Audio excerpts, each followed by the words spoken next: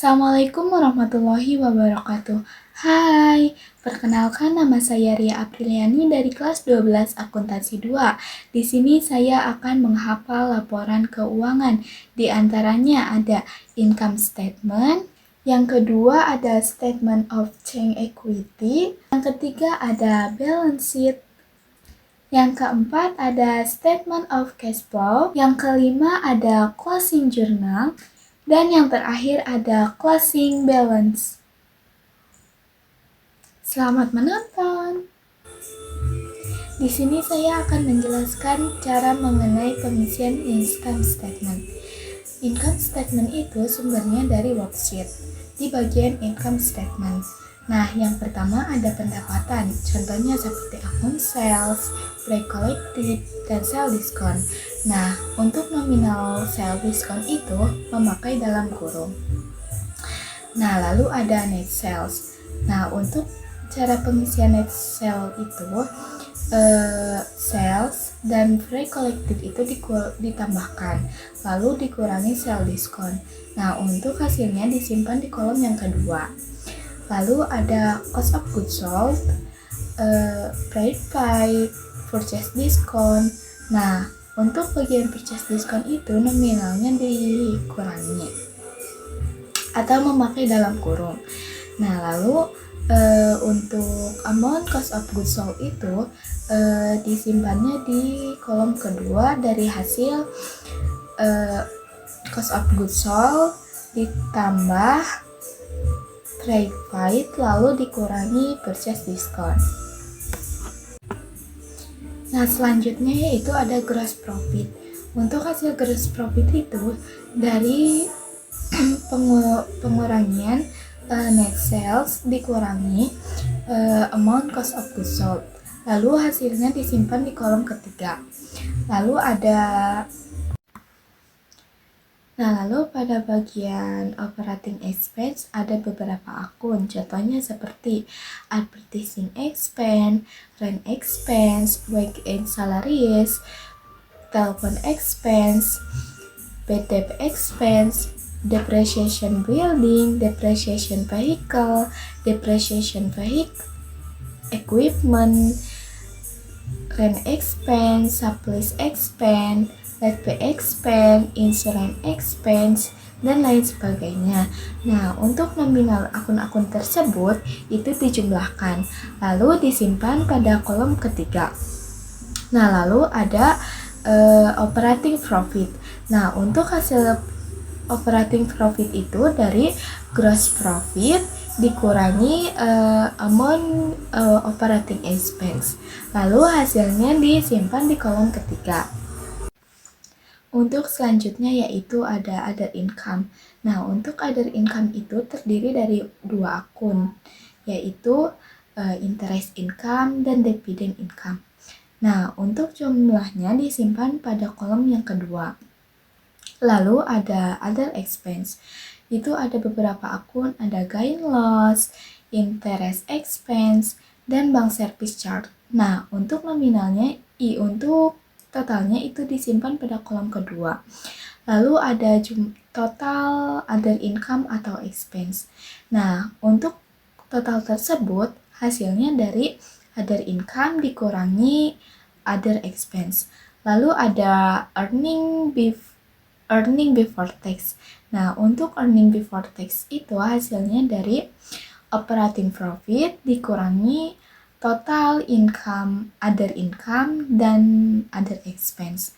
Lalu ada income tax expense itu sumbernya dari worksheet atau neraca lajur. Nah, lalu ada earning after tax itu hasilnya dari earning before tax lalu dikurangi sama income tax expense. Lalu hasilnya disimpan pada kolom ketiga. Yang kedua yaitu ada statement of change equity. Nah, pada bagian ini ada beberapa kolom, yaitu ada description, common stock, related earning, dan total. Nah, lalu pada cara pengisiannya yaitu pada bagian common stock itu saldonya diambil dari worksheet. Nah, lalu retained earning juga saldonya diambil dari worksheet. Lalu untuk total itu dijumlahkan common stock dan retained earning itu dijumlahkan lalu hasilnya disimpan pada total. Nah, lalu ada pada bagian description itu ada net income. Nah, untuk bagian net income pada kolom common stock itu tidak ada. Nah, untuk tidak ada saldo. Nah, untuk saldonya ada pada bagian retained earning. Nah, untuk sumbernya itu dari income statement pada bagian earning after tax. Nah, untuk totalnya itu dipindahkan dari retained earning. Lalu ada saldo akhir pada common stock itu dipindahkan dari saldo awal. Nah, lalu untuk retained earning itu dari saldo awal ditambah sama yang net income. Nah, lalu disimpannya pada bagian retained earning pada bagian saldo akhir. Nah, lalu untuk total itu sendiri sama seperti retained earning. Nah, di hasilnya dari saldo awal total, nah net income total itu dijumlahkan lalu akhirnya disimpan pada bagian saldo akhir. Nah, yang ketiga yaitu ada balance sheet. Untuk sumbernya itu dari worksheet. Nah, ada current asset. Current asset itu ada beberapa akun, contohnya seperti cash in bank, petty cash, account receivable, allowance. Nah, untuk allowance itu nominalnya menggunakan dalam kurung. Nah, lalu ada merchandise inventory, office supplies, prepaid rent, prepaid insurance, dan PPN income. Nah, untuk jumlah dari semua nominal tersebut itu penjumlahannya disimpan pada kolom yang kedua. Nah, lalu ada non-current asset. Nah, non-current asset juga ada beberapa akun, contohnya seperti stock investment, land, building at cost, accumulation depreciation building. Nah, untuk akun accumulation depreciation building itu nominalnya menggunakan dalam kurung. Nah, lalu ada vehicle at cost, accumulation depreciation vehicle, equipment at cost, accumulation depreciation equipment. Nah, untuk accumulation depreciation equipment itu nominalnya menggunakan dalam kurung. Nah, untuk jumlah dari nominal tersebut disimpannya pada kolom yang kedua. Nah, lalu ada total asset. Total asset hasilnya itu dari amount current asset dan amount non-current asset itu dijumlahkan. Lalu hasilnya disimpan pada bagian kolom yang ketiga. Nah, lalu ada current liabilitas. Untuk current liabilitas itu ada beberapa akun, contohnya seperti credit card, account payable, accrued expense, income tax payable, PPN payable, PPN outcome, dan amount-nya disimpan pada bagian kolom yang kedua. Nah, lalu ada long term debts, yaitu ada Bank Mandiri Loan. Nah, untuk Bank Mandiri Loan itu nominalnya disimpan pada kolom yang kedua. Nah, lalu ada ekuitas. Untuk ekuitas itu sendiri ada dua akun, contohnya seperti common stock dan retained earning. Nah, untuk amount-nya itu dijumlahkan. Lalu total liabilitas dan ekuitas itu dijumlahkan dari amount current liabilitas, Bank Mandiri Loan, dan ekuitas. Lalu hasilnya disimpan di kolom yang kedua. Nah, lalu ada yang keempat yaitu statement of cash flow. Nah, di sini ada arus kas masuk dari kegiatan operasi. Contohnya seperti penerimaan piutang dagang, penjualan tunai. Nah, itu sumbernya dari penerimaan kas. Lalu ada pendapatan bunga. Nah, sumbernya itu dari jurnal penyesuaian. Nah, untuk amount-nya disimpan di kolom yang kedua. Nah, lalu ada arus kas keluar dari kegiatan operasi, contohnya seperti pembayaran utang pajak, pembayaran denda, pembayaran gaji, pembayaran utang dagang, dan pengisian kembali dana kas kecil. Nah, itu sumbernya dari pengeluaran kas. Nah, untuk amount-nya disimpan pada kolom yang kedua. Nah, lalu ada arus kas bersih dari kegiatan operasi. Itu hasilnya dari arus kas masuk dari kegiatan operasi dikurangi arus kas keluar dari kegiatan operasi. Nah, hasilnya jadi arus kas bersih dari kegiatan operasi disimpannya pada kolom ketiga. Nah, selanjutnya yaitu ada arus kas masuk dari kegiatan investasi. Nah, di sini ada satu akun yaitu penjualan aktiva tetap, sumbernya dari Cash Receipt Journal. Nah, untuk arus kas keluar dari kegiatan investasi itu sendiri tidak ada. Nah, lalu arus kas bersih dari kegiatan investasi itu nominalnya disimpan pada kolom yang ketiga. Nah, lalu ada selanjutnya yaitu ada arus kas keluar dari kegiatan pendanaan. Nah, ada dua akun terdiri dari pembayaran kartu kredit dan pembayaran utang Bank Mandiri. Nah, itu sumbernya dari Cash Payment Journal. Nah, untuk arus kas bersih dari kegiatan pendanaan itu hasilnya dari penjumlahan kedua akun tersebut dan hasilnya disimpan pada kolom yang kedua.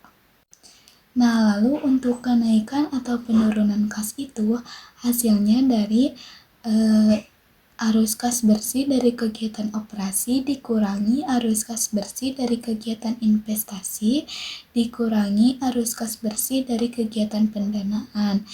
Nah, lalu hasilnya disimpan pada kolom yang kedua. Nah, lalu ada kas dan ekuivalen kas 30 November 2023. Nah, saldonya disimpan di kolom kedua. Nah, lalu untuk kas dan ekuivalen kas 31 Desember 2023 itu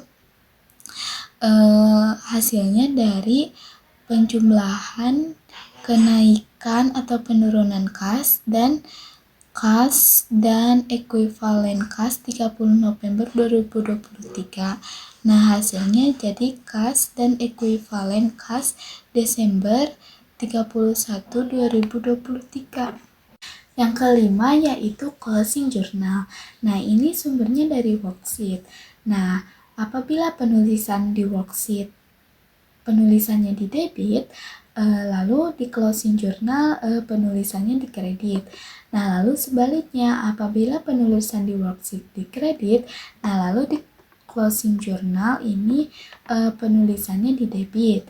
Nah, yang pertama kita akan memasukkan akun pendapatan, contohnya seperti sales, break collected, purchase discount, interest income, dan dividend income. Nah, itu penulisannya di debit. Lalu ada income summary, penulisannya di kredit. Nah, lalu yang kedua kita akan memasukkan beban. Contohnya seperti income summary di debit. Nah, lalu ada sale discount, break collected, rent expense, telepon expense, utility expense,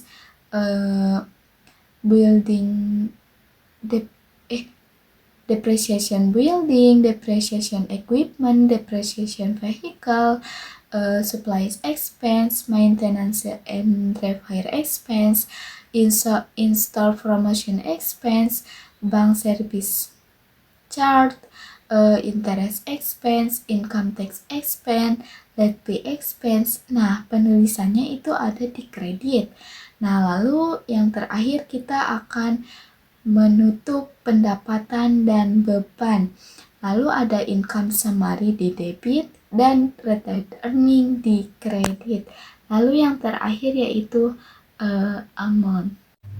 Nah, yang terakhir yaitu ada closing balance. Nah, ini sumbernya dari worksheet. Nah, untuk pengisiannya ini dari akun nomor 1 sampai nomor 3. Nah, untuk akun nomor 3, common stock dan retained earning ini sumbernya dari laporan perubahan modal. Nah, lalu yang terakhir yaitu ada amount.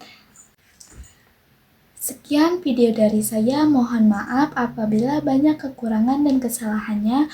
Wassalamualaikum warahmatullahi wabarakatuh. Bye-bye.